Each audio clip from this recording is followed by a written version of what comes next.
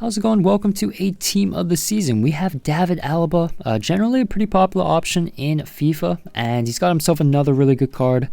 He actually had that Road to Fauna earlier in the year, which I used quite a bit. I personally wasn't a huge fan of him just because I prefer my stockier, more bigger center backs. But yeah, he's definitely not your traditional center back. But what he does offer you is not only some really well-rounded stats, but the versatility. You can use him practically anywhere across the defensive line, whether it be fullback or center back, and you can even use him in the midfield as either a CDM or a box-to-box. So in that aspect, he offers you quite a bit. Now in terms of his price, he's very expensive. He's coming in at around 700k to 800k on Xbox, and then around 800k to 900k on PlayStation. So that is definitely something to consider. Of course, this is the first team of the season squad as well. So we will, of course, throughout the promo get cheaper and arguably better options. And this card, of course, will just drop drastically. So that is, of course, something for you guys to determine and decide. Now, we will get into the stats, of course. We'll start out with the pace. So as you guys know, pace is really important for the center back position at the moment. People are using fullbacks at center back. And I do think he actually has the pace to be quite effective. He's got 87 acceleration and 86 sprint speed. I would of course boost it with a chemistry cell of some sort, shadow or an anchor. It kind of just depends what you want out of this card. But I thought his speed was really good. Very good at dealing with the through ball, which I think is the most important.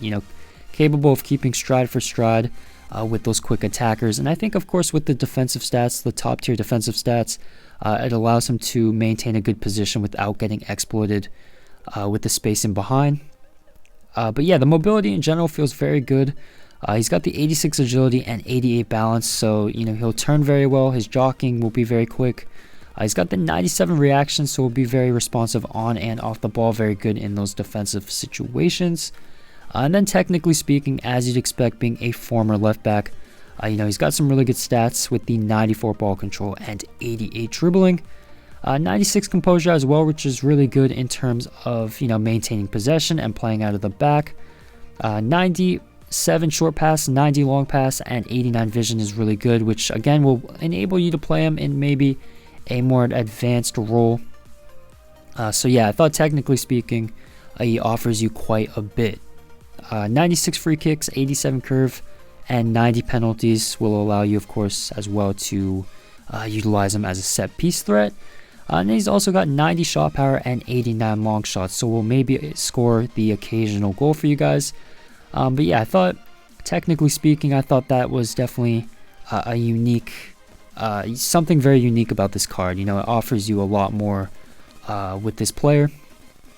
Defensively, he's got the 94 interceptions and 95 defensive awareness. Very good at reading play. Like I said, it allows him to, position himself very well so he doesn't get exploited too easily.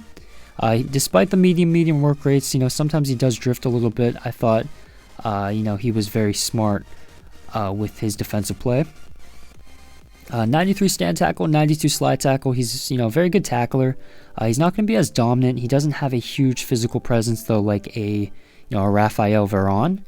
He also has that lean body type, and his stock in general just isn't huge. So that is something to consider. If you do like your bigger center backs, you'll probably not be a huge fan of this card, but if you like someone maybe, for example, like a Cannavaro, I think you'll like his defensive style. But yeah, in general, I thought the defending was really good. You can definitely feel an improvement in the physicality stats from his previous card. He's got the 89 strength and 87 aggression, so he will be able to body off the attackers, and then the 88 stamina is good, and then 97 jumping. Despite the small size, he'll be able to win a lot of aerial duels. So in general, I thought he was a really good option.